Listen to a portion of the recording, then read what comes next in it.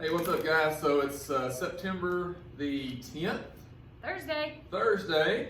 So for you all at home, hope everything's going well. For you all here, we're going to be working on greatest common factor today. So we're actually going to be kind of we feel like you all have been doing a very good job with dividing fractions and all of that. So we're kind of moving on from that. So we just expect that you keep using that fraction knowledge over the course of the year. So we're going to move on to greatest common factor today and least common multiple. So you'll hear us abbreviate greatest common factor as GCF just because it's quicker and we don't want to say greatest common factor every time we want to talk about that. And we'll also be saying LCM instead of least common multiple. Just know that those abbreviations mean what Ms. Bridwell is writing on the board. So what we're going to do today is we're first going to talk about greatest common factor. It's very, very simple.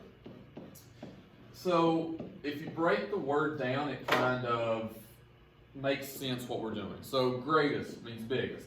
So we're trying to find the biggest factor that's in common with both numbers. Again, common just means they share them in both lists. I'll show what that means. So first off, what is a factor? Well, Ms. Bridwell has done a great job of illustrating what a factor is. So we have a product here. A product is when you multiply two numbers together. Now, the two numbers that you multiply together is what we call the factors. So 2 times 3 equals 6. So 6 is our product. 2 times 3, 2 and 3 are our factors. So a factor is just whatever two numbers you multiply together to get a product. So that's all we're doing today is with greatest common factor. So we'll start there and then we'll talk about least common multiple.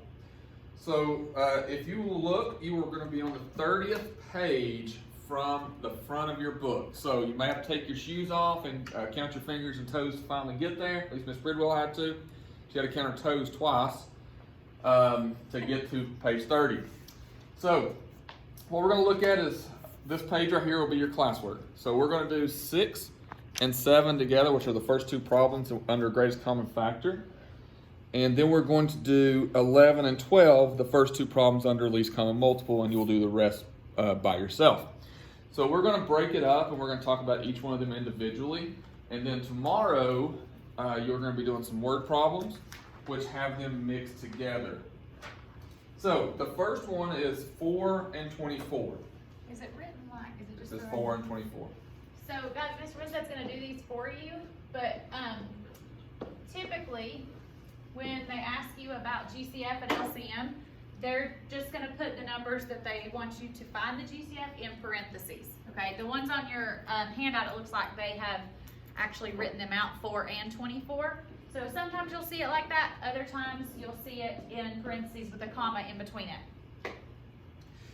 All right, so we have 4 and 24. We want to know what is the greatest common factor between them. So what we're going to do is we have to list out every factor. Now, the factors, again, are the two numbers that we multiply together to get this right here. This right here is what we're going to call our product, okay? So the way I like to do it, because it's very easy to miss factors if you don't think about every single factor, because some numbers will have just two factors. Some of them might have 20 factors. So you've got to make sure you're thinking about every number that you can multiply together to get the product. So I like to go down the list. I like to start at 1 and think to myself, does 1 times anything give me 4? And obviously 1 times 4 gives you 4. So 1 and 4 are factors because I'm multiplying them together to get my product. And I keep going down the line. So does 2 times anything give me 4? And that's a math fact. You should know that 2 times 2 gives me 4. Now there's a couple of ways to know if you've gotten all your factors. One is if you have a factor that's the same. So like 2 times 2, those are the same number. So since I have those, I'm done. The other way is if you start repeating factors. If you start repeating, you're done. So I know that 1 and 4 and 2 and 2 are my only factors of 4.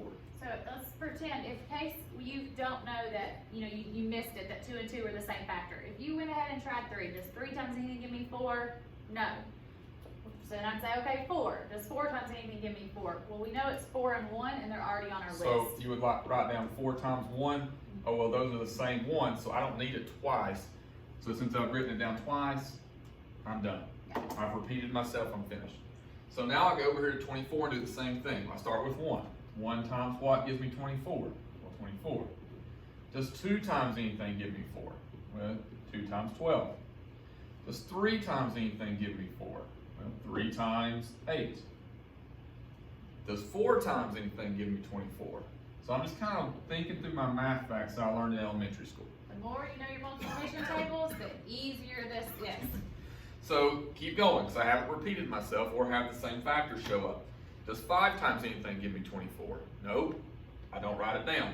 Does 6 times anything give me 4? Yes, 6 times 4, but look, I've already got that on here, so I'm repeating myself, so I don't need that one, and I know that I'm finished. I've listed all the factors of 24. So 4 has 4 factors, 24 had 8 factors. So now that's the hard part in my opinion.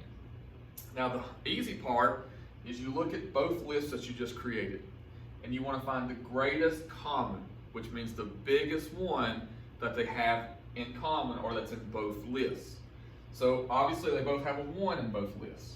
They have a 2 in both lists. They have a 4 in both lists. So which one of those is the biggest? Well, 4 is bigger than all the rest of them. So that means our GCF is 4. Now, one of the big things that we keep getting a mistake is, well, 4 is not the biggest number, 24 is the biggest number. Well, 24, is 24 in both of our factor lists? No. So since it's not in both of them, they're not in common. So we have to look for what's the biggest one they have in common, or that's in both factor lists. And some of you all are capable of just looking at these lists and figuring out what the biggest one they have in common. A strategy that I use, and I still do it, and I've been doing math for a while, I circle. So okay, they both have a 1, I circle it. They both have a 2, I circle it. They both had a 4, I circled it. And then I realized, okay, that's all they had in common, was a 1, a 2, and a 4. Well, 4 is your biggest. You don't have to make these circles, but if it helps you stay organized with your thoughts, that's a strategy you can use. Yeah. Mr. Winstead did check marks last Yeah, time. I was say I do a similar thing as check marks, like check, and that way I know I've got all my common. Then I just look for the biggest one. But you know, as you get more and more used to this, you can just look at it at 4 and 4. You guys will find your own strategy. Yeah. So we're going to do one more with you before we go into least common multiple. What is the next one? Number 7. Number 7. And it's GCF. Yep. And it's 25 and 30. Alright, so once you get really comfortable with these, you can almost look at that and say, I know exactly what the biggest number is that they have in common. I can look at that now and say, okay, they both share a certain number, which would be our GCF. But for sake of showing you the strategy, we'll do the same thing. So we want to list our factors. Again, factors are numbers you multiply together to get the product. So again, strategy, start with 1. 1 times what gives me 25? Well, 25. Does 2 times anything give me 25? Nope. 3 times? Nope. 4 times? Nope. 5 times? Yes. 5 times? 5. And I know I have the same factor. I can stop, because I know I'm just going to start repeating myself. Now, go over here, 30, same thing. 1 times what gives me 30? Does 2 times anything give me 30? 15. So that's 2 and 15 are factors. Does 3 times? 3 times 10, those are factors. 4 times? No. 5 times? Yes. 5 times 6. And then again, well, 6 times anything? Yes. 5, but I've already got it. So there's all my factors for 30.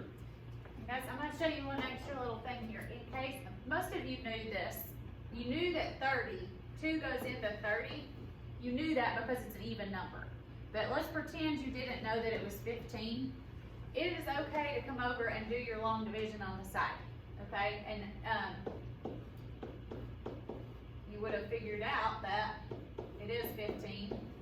Okay, but because sometimes your numbers aren't going to be super friendly. Sometimes you could have some very big numbers. Like if you look down at number 9, that your numbers are 110 and 120.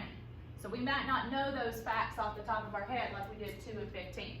So you may have to do a little bit of scratch work, long division work. So whatever strategy you choose to use, whether it's a circle or a check mark, whatever, because it's good to have a strategy because it's very easy to overlook a bigger number. We get that problem all the time. So they both have a 1.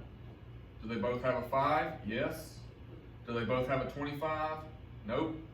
So that means the biggest number they have in common is this 5. And another problem I get, guys, is why not this 5? Does not matter which 5 you choose. Both those are the same factors. Doesn't matter. So our GCF here is 5. So that's how you do GCF. List out the factors, which are what multiplied by what gives you the product, and find the biggest one in the list. Now we're going to shift gears a little bit and now talk about least common multiple. Now these are a little bit different, but it's something that you all have seen before. You've done multiples probably since you learned how to count, okay? So least common, it's kind of the opposite of what we just did. So we're looking for the lowest number, the smallest number they have in common. So we're still going to make 2 lists, or 3 lists, depending on if you have 3 or 4 numbers, and find out what is the smallest number they have in common, okay? Now multiples are something that you all have done since, like I said, you learned how to count. Multiples, I always tell them multiple is a fancy word for skip counting. So if you were skip counting 5s, you do 5, 10, 15, 20, 25, 30, and so forth. You just listen to multiples of 5. So that's all you're doing. So you're doing skip counting. That's all. Yeah. One thing we want to cause your attention to, sometimes kids get confused. Okay, I know how to do it, but I can't remember, is GCF the one where I skip count, or is the multiples the one I skip count? So there's a little saying that you'll hear, I don't know if you say this or your kids have said that in the past, but my kids a couple years ago actually taught this to us. They said they had a teacher that used to tell them multiples are many, factors are few. And what that means is your factors of numbers, you don't have as many of them, but multiples is infinite. You're never going to run out of multiples. If you skip count by 2s, I could sit here till 10 years from now and count by 2s, and I'm never going to get to the end. Okay, so multiples are many, factors are few. All right, so we're going to I'm going to show you how to do least common multiple of 10 and 12. Now what I like to do is, because like Ms. Bridwell said, multiples are infinite. I don't want to sit here all day and list the multiples of 10. So I always like to tell my kids to do 5 and 5. Yep. So do 5 multiples of 10 and stop. Do 5 multiples of 12 and stop, and compare the list. If I have something in common, I'm done. If not, I skip count 5 more and 5 more until I finally get that answer. So